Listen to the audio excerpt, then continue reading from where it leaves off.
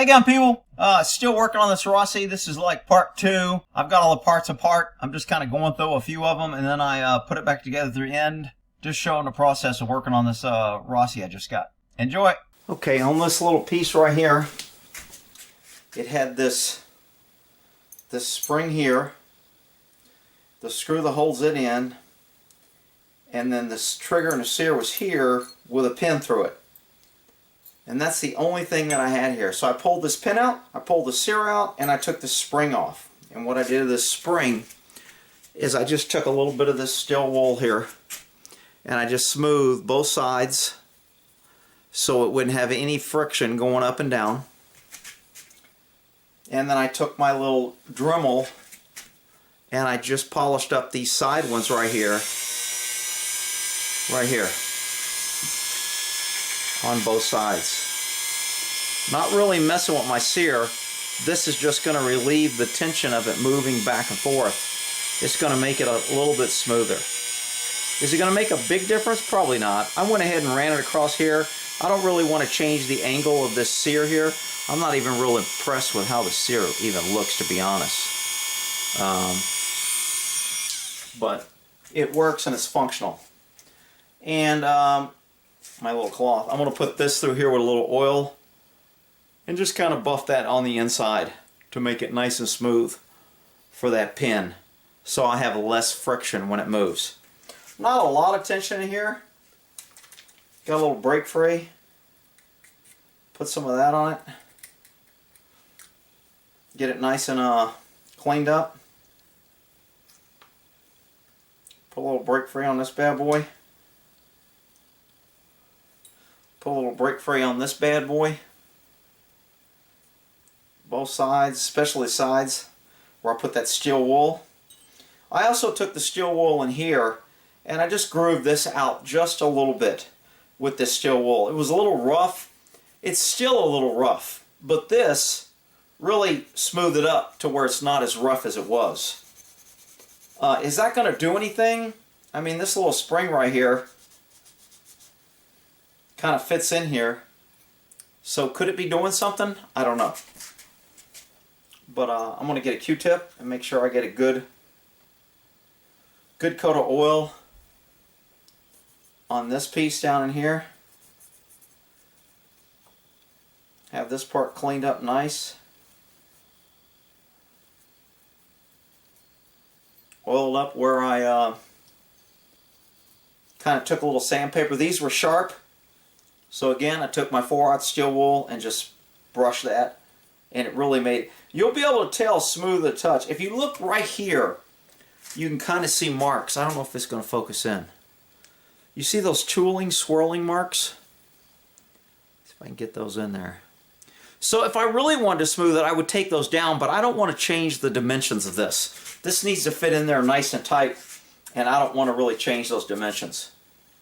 So, since this Q-tip is a little dirty, I want to get me a good clean Q-tip and go over one more. This is ready, so I'm going to set this back down. This screw right here, I didn't really clean it, but I'm going to go ahead and put a drop of oil on it. Make sure the top has good oil on it because that's going to be internal. I'm not going to get to that again unless I pull this apart. And I usually don't like pulling these apart. Remember, on all gun parts when I'm doing gun videos, I always tell you, always reverse the screw first till you hear a click. There's that click. And now I will go forward and tighten it. A lot of screws on guns are finely threaded. And if you don't reverse it and make sure you got a good thing, you'll cross thread it, and that's not good for anybody. So that's the other side of that screw right there, and that screw went in there, and that little spring is facing downward. So now, because this is all oiled up, I can put this back in here and put my pin in, which is also oiled up. I think I pushed it out on the other side, but I think it'll go in either way. when I was messing around with it, I thought I saw it going either way. Alrighty. So that is in there. Maybe that is the stop, because it looks right. But I could pull this pin out again and see if it goes in another way. And because it won't go in the other way, then that must be the stop. And that's the way the trigger goes. So, get that pin back in there. And this piece is done. Is that smoother? It feels a little smoother to me. It wasn't moving that bouncy and easy before. So that's the little polishing is all I did to this piece. This piece is done. We're going to work on this piece. And all I'm going to do on here, this feels pretty smooth right here. I'm going to polish this because there's a pin here. This is going to be smoothed out. This will be smoothed out. I'm not even sure I need to smooth this out. This is pretty smooth on both sides. They did a nice job here. So I'm not sure. I'll still probably hit it with a little steel wool. And is one side's a before, then this is a after. So I'll fill them both. Then maybe hit one side with the steel wool. Very lightly. Wipe it and see if I can feel the difference.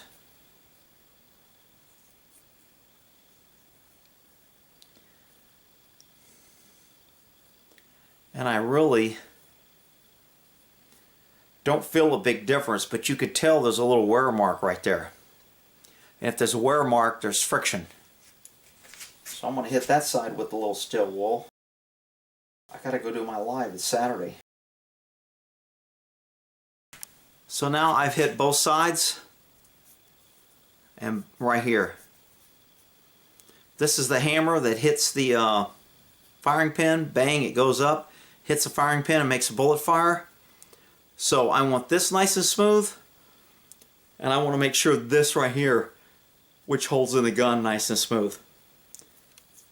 So I don't feel really any sharp edges. So this might all I need to do. I could pull this pin and spring out and really clean this piece right here and make sure it's got a good coat of oil. I don't know if I'll do that or not. What I'll probably, that spring's pretty damn tight. Yeah, I don't think I'll be able to get that back on, so I'm not going to do that. All right, but that piece will be done. Okay, so we're done. It's back together. I've had it completely apart, polished. Didn't do too much to the magazine tube. Put some wax on my wood. I'm going to go around here and see if I can't maybe keep this in camera. And I'll slide in some pictures on what I did. So, is it a lot softer? I don't know. I'll be honest, I'm not sure I see a whole bunch. It's a little bit smoother, and I feel better because I did remove a lot of rough edges. But after working it 5,000 times, I don't think it's that much smoother after I did all this. I mean, obviously I can do it with one finger. It's pretty smooth. I cut my damn finger, so now I'm getting blood on my thing because it started bleeding again. I had a Band-Aid on here and it came off. So I'm just going to wrap this so I don't get blood on here anywhere. Someone's probably yelling at me for using a paper towel because Rick, paper's wood. Alright, whatever. I can use my polishing cloth. So the main things I did here was these parts here. I filed down, not filed, used some steel wool and put my polishing flits with my little Dremel. I got all the grooves when I pulled the bolt out on both sides and on here. Didn't do a whole bunch to the hammer because it was pretty good. Didn't do too much to the sear, so the trigger is good and deliberate. Still has that half cock safety. Want to make sure that was still working. Then make sure it's empty. Pretty good trigger. I'll slide in, like I said, some slides, and I'll talk about it on what I did to it. But it's back together, and I mean, I'm pretty happy with it. Now I'll go out and put a few rounds through it. Oh, I wanted to, hopefully this is in camera here. When you're loading these things, I found that it's easier if you push down instead of trying to go at an angle. So when you push down, you take the tension off. So when the second round comes in, I'm pushing down and then forward. And it tends to take that off, and I don't have to do as much. Down and then forward. And again, I'm doing this with one hand so you guys can see. And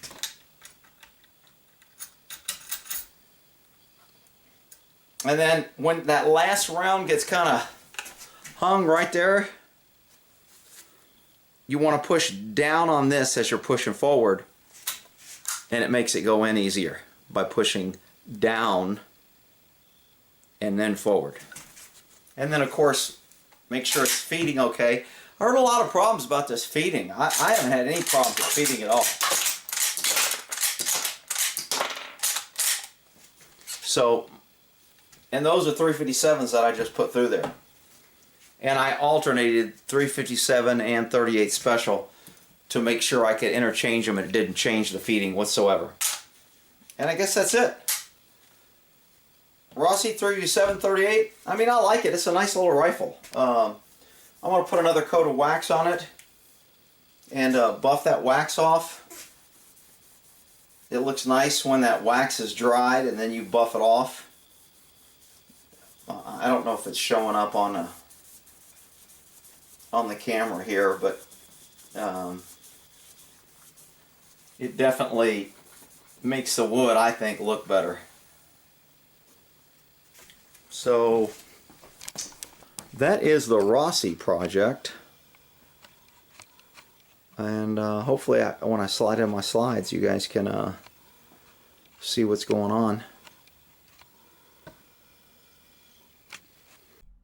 Alrighty, so still waiting on the safety plug replacement and the steel follower to replace the plastic one. When those come in, I'll do a video replacing those. We'll end that there.